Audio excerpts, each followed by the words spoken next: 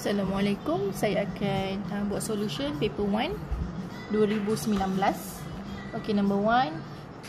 Okay, dikasih kamu kat situ mean variance untuk set yang asal X1, X2, X3, and then dikasih kamu mean dengan variance yang baru iaitu Q dengan P. Yang baru ni setiap data tu dia darab dengan A, kemudian dia tambah dengan 3. Dia darab dengan A and then tambah 3. Okey, nilai bagi Q jika A ialah 1.5. Okey, maknanya mean baru ialah, dia nak Q ialah mean baru. So mean baru jika A ialah 1.5, maknanya kalau mean kita ikut je, kalau darab lah, kalau kita tambah, kalau tolak, bahagi kita bahagi. Okey, so sekarang A tu ialah 1.5. So kita akan darabkan 1.5 dengan mean yang asal. So Q ialah 1.5 kalikan dengan mean asal tambahkan dengan 3. Okey, 1.5 kali 5 tambah 3. So kita dapat 10.5. Okay, next. Dia kata nilai A jika P 9. Maknanya variance yang baru ialah 9. Okay, kalau variance dengan standard deviation, kita akan berubah kalau darab dengan bahagi je. Tambah dengan tolak tak ada apa-apa kesan. Tapi kalau variance, maknanya A tu kita kena kuasa 2. So dia ialah A kuasa 2 kalikan dengan variance asal iaitu 2.25 samakan dengan variance baru iaitu 9. Okay, so kita kira lah A kuasa 2 sama dengan 4. So A sama dengan 2. Okay,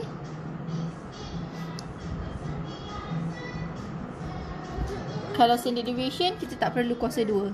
Okay, tapi ni sebab variance, so kita kena kuasa 2. Next question. Cari nilai maksimum bagi D jika mod ialah 4. 4 tu ialah mod, so maksimum untuk D yang boleh ialah 14. Julat D jika median adalah 4. Okey, 4 tu nak median. So 2 ada 6. Okey, 2 ada 6. 1, 2, 3, 4, 5, 6. 3 tak tahu ada berapa. 4 tu ada 15. 1, 2, 3, 4. Nampak tak? Kamu tak nampak pula. Okay, macam ni lah. 2 ada 6. Okay, and then ada 3.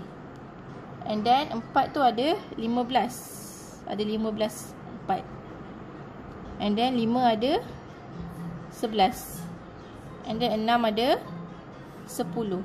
Dia kata dia dah julat D jika median adalah 4. Okey, ini mesti median.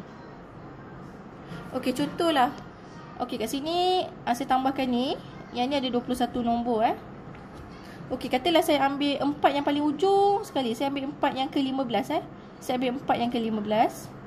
Maknanya kat sini, kat sini ada 21 nombor. Kalau 4 ni ialah nombor yang ke-15 bagi yang 4, maknanya ada 14 kat sini. Okey, ni nombor yang ke-15 untuk 4. So 14 tambah 6 ialah 20. Maknanya 3 ni perlukan 1 untuk jadikan 21. 14 tambah 6 20 tambah 1 21. Maknanya ini duduk tengah. So minimum yang boleh ialah 1 untuk nilai 3 tu. Kalau nilai 4 tu saya ambil yang paling minimum maknanya dia duduk dekat sini. Maknanya 4 yang pertama. Kalau 4 yang pertama maknanya ada 14 dekat sini. Ada 14. 14 tambah 21 ialah ada 35 nombor. Maknanya kalau sini ada 35 nombor, sebelah sini pun mesti kena ada 35 nombor. Maknanya 3 ni mesti kena ada 35 tolak 6 sama dengan 29. 29 tambah 6 ialah 35. Maknanya sini ada 35 nombor, sini pun ada 35 nombor untuk dapatkan 4 yang pertama kat sini. Okey, so julat nilai 3 ialah boleh paling minimum.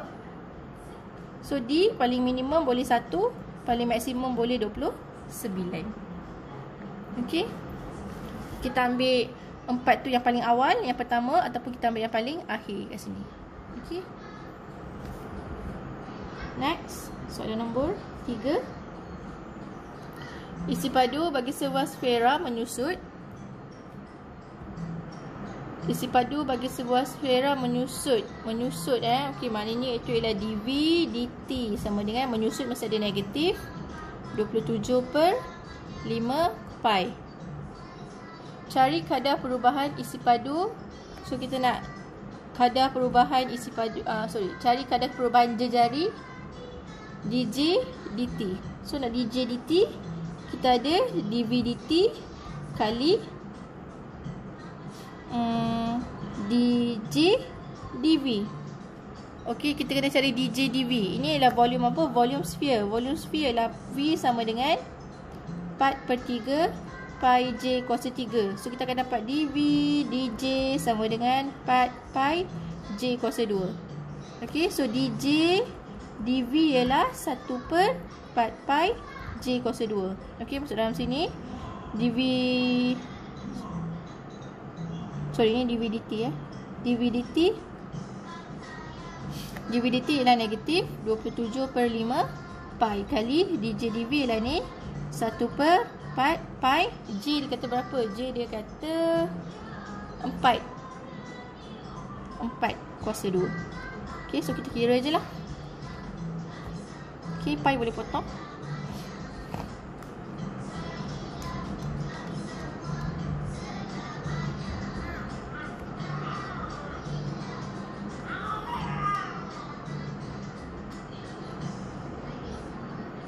So kita dapat negatif 27/320.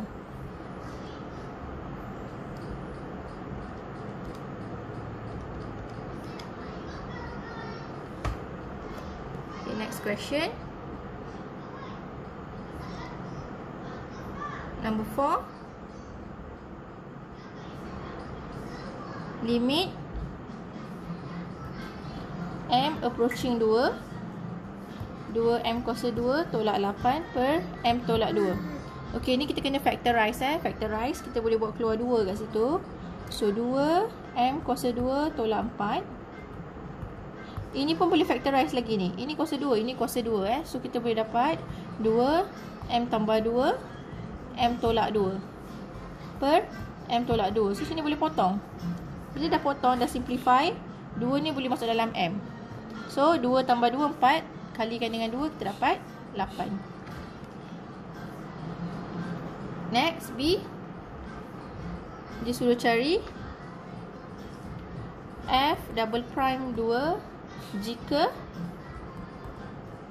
F prime X sama dengan X kali X tambah 2 kuasa 2. Ini maknanya differentiate Dia suruh kita differentiate lagi sekali. Ini ialah dy dx sebenarnya. Ini ialah d squared y dx squared So maknanya kita kena differentiate ni lah. Okey, saya pakai chain rule Saya pakai product rule. Saya akan pakai product rule. Kalau kamu tak nak pakai product rule, kamu nak kembangkan pun boleh. Okey, saya pakai product rule. So u samakan dengan x, v samakan dengan x tambah 2 kuasa 2. So du dx sama dengan 1, dv dx sama dengan 2 pergi depan 2, and then ambil ini x tambah 2, and then differentiate dalam, dapat 1. Okey, differentiate luar, differentiate dalam differentiate luar dulu, 2 pergi depan macam biasa. Ini kamu salin saja dalam bracket. 2 tolak 1 ialah kuasa 1, and then differentiate dalam, dapat 1. So ini ialah 2 x tambah 2, and then silang. Okey, so f prime x ialah ini kali ni, kita dapat 2x, x tambah 2. Okey, 2 kali x dapat 2x, ini x tambah 2, plus ini kali ini, kita dapat x tambah 2 kuasa 2. Okey, saya masukkan nilai 2. So, dapat 2 kali 2, 2 tambah 2, tambah 2 tambah 2 kuasa 2. So, dapat 2 kali 2, 4. 2 tambah 2, 4, tambah 4 kuasa 2.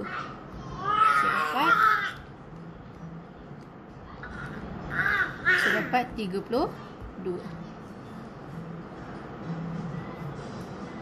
Okay, next question.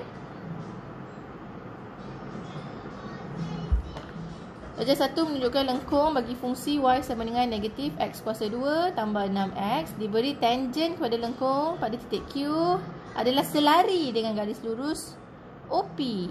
Cari koordinat titik Q. Okey. Okey, maknanya tangen tu selari dengan OP. Kita boleh cari kecerunan OP, okey. Kecerunan OP ialah 5 tolak kosong bahagi 5 tolak kosong. So, dapat 1. Maknanya kecerunan tangen tu ialah 1 sebab dia selari. So, saya cari kecerunan tangen. Nak cari kecerunan tangen maknanya kita buat cari dy dx. Y sama dengan negatif x kuasa 2 tambah 6x. So, dy dx sama dengan negatif 2x tambah 6. Ini ialah kecerunan tangen. Kecerunan tangen tadi yang selari dengan OP ialah 1. Ini kecerunan tangen. Ini kecerunan tangen. So, saya boleh samakan je lah. Okey, so saya boleh cari nilai x. 2x sama dengan 5. So, x sama dengan 5 per 2.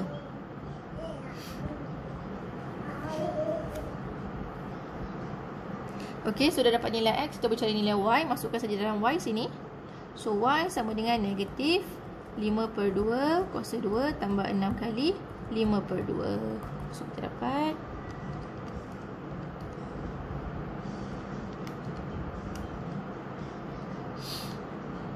dapat 35 per 4. Maknanya koordinat Q ialah 5 per 2 35 per 4. Okay. Next question, number 6.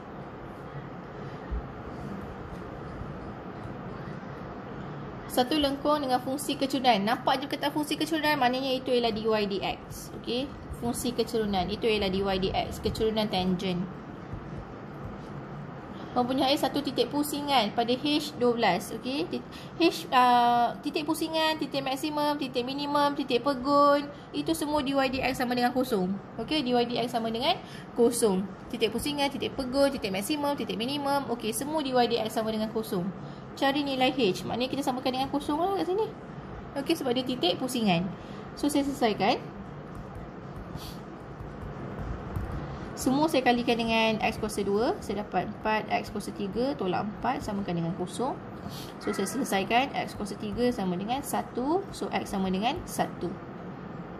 So, maknanya nilai H ialah 1.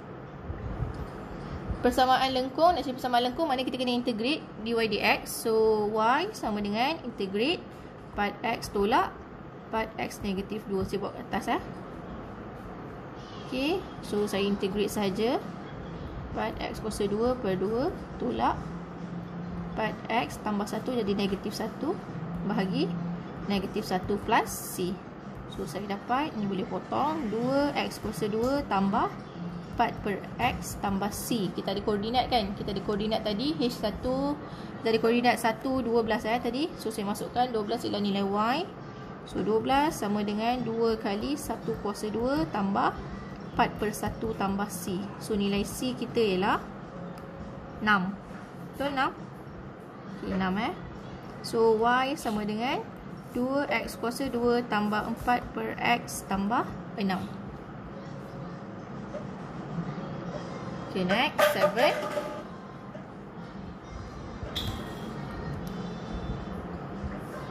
Darjah 2 menunjukkan lengkung y sama dengan fx. Luas kawasan berlorik ialah 8. Cari. Okey, kita ada kawasan berlorik kat sini. Dia kata 8 dia punya luas. Maknanya kalau kita integrate 2 ke 6 fx dx, kita akan dapat negatif 8 sebab dia berada di bawah paksi x. Okey, maknanya nilai dia mesti negatif. Tapi luas positif sebab itulah dia 8. Tapi sebenarnya kalau kita integrate kita dapat negatif sebab dia berada di bawah paksi x. So, dia suruh cari integrate 2 ke 3 fx dx tambah integrate 3 ke 6 fx tambah 2x dx. Okay, ni saya pecahkan dulu Ini kita akan dapat 2, 3 fx dx tambah 3 ke 6 fx dx tambah integrate 3 ke 6 2x dx. Ini ialah 2 ke 3, 3 ke 6. Maknanya kita akan dapat 2 ke 6. 2 ke 6 fx dx ialah negatif 8. tambah. Ini kita kena integrate So kita dapat 2x kuasa 2 per 2 from 3 to 6. So ni boleh potong. Ni potong tadi. So kita dapat x kuasa 2 je kat situ. So dapat negatif 8 tambah, masukkan 6, masukkan 3. So 6 kuasa 2 tolak 3 kuasa 2. So dapat berapa?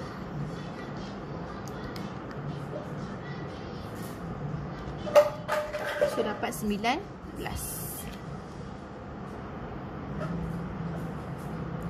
Okay, number 8, number 9 skip sebab tu factor saya tak buat. Okay, 10. Kamu ada segi 4 sama.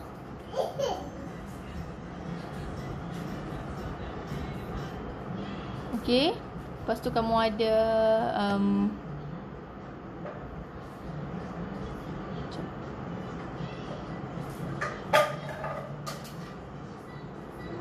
okay, kamu ada macam ni. Darjah 4 menunjukkan pandangan hadapan suatu mural berbentuk segi 4 sama pada dinding bilik sekolah. Dia kata AE ni ialah lengkuk satu bulatan berpusat di B. Maknanya kamu ada sektor kat sini. Okey, nampak tak ni lah sektor Inilah sektor. And then dia kata BE ialah lengkuk yang berpusat di A. And ada sektor kat sini. Kamu ada 2 sektor maknanya. Okey. Rantau berlorik menunjukkan bahagian yang perlu dicat semula. So kita nak cat rantau yang berlorik. Okey, kita nak cat rantau yang berlorik ini. Amir dan rakannya ingin mengecat kawasan tersebut dengan cat berwarna biru. Kirakan luas. Okey, so kita nak luas kawasan yang perlu dicat. Maknanya segi 4 tolakkan dengan sektor. Okey, sektor dengan tembering kat sini. Now kita kena cari angle lah. Kita kena cari angle. Okey, ini 8 cm. 8. Okey, ni 8. Nampak tak? Ini sebenarnya 8 juga. Sebab ini adalah jejari. Ini jejari. Ini sektor kan. So maknanya ini mestilah jejari. Ini jejari. So sini 8. Begitu juga dengan ini. Inilah sektor. Okey. So maknanya bila sini jejari 8, sini pun 8. Maknanya ni adalah segitiga sama sisi. Bila sama sisi maknanya 60 darjah lah semua ni. Okey, so kita cari luas sektor plus tembering. Okey, sektor tambah tembering. Ini ialah segi 4 sama. Segi 4 sama. Ini bila ni 8 cm, maknanya setiap sisi pun 8 cm. Okey. Maknanya nak dapatkan luas kawasan berlorik 8 kali 8 tolak sektor setengah J kuasa 2 theta. Maknanya tukar dalam bentuk radian 60 kali pi per 180. Okey. So maknanya dia ialah pi per 3 pi per 3. Dia suruh guna pi 3.142. So kita gunalah. Apa saya kira dululah dalam radian. Dalam radian maknanya 60 kali 3.142 per 180. Kita dapat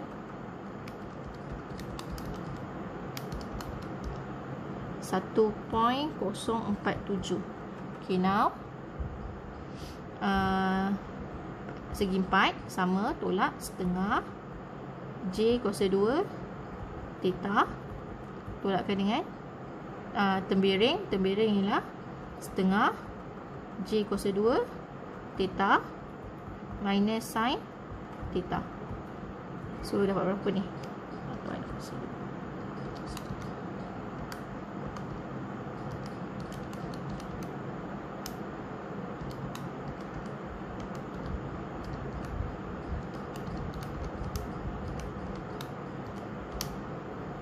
Dapat 24.70. Saya kira balik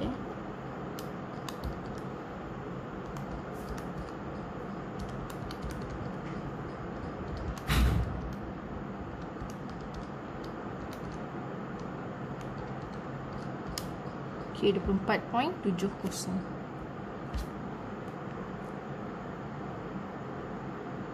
Next question, 11. Darjah 5 menunjukkan graf garis lurus X kuasa 2Y melawan X. Ungkapkan Y dalam sebutan X. Okay, so saya cari gradient dulu. 7 tolak 1 bahagi 2 tolak negatif 2. So, kita dapat 6/4, maknanya 3/2. Okay, and then saya cari nilai C. Okay, nilai C. Ambil mana-mana koordinat boleh. 27 boleh, negatif 21 pun boleh. Saya ambil 27. 7 sama dengan 3/2 X plus C. So, C sama dengan 10. Is it? Sorry, tak ada negatif. So, C sama dengan 4. So, maknanya Y kita ialah X kuasa 2Y sama dengan M. X kita ialah X tambah C. Okay. Inilah Y kita sama dengan M kita. Ini X tambah C. So, disuruh ungkapkan Y. So, kita tak mahu ada X kuasa 2. Semua bagi X kuasa 2. So, Y sama dengan, ini bagi X kuasa 2. Kita dapat 3/2X. Tambah 4/X kuasa 2. Okay, siap.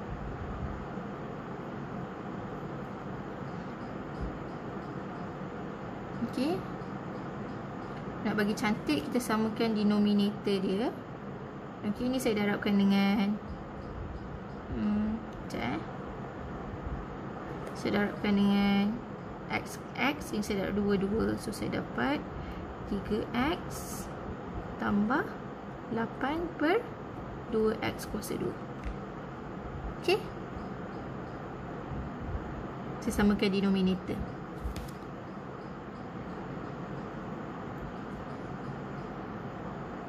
Okay, next. 12.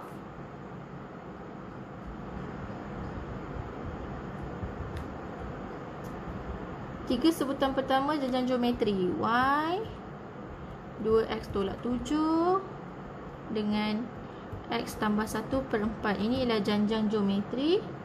Diberi nisbah sepunya ialah 0.5. Cari nilai X dan Y. Dia bagi nisbah sepunya. So, kita boleh buat 2X tolak 7 per Y sama dengan 1/2.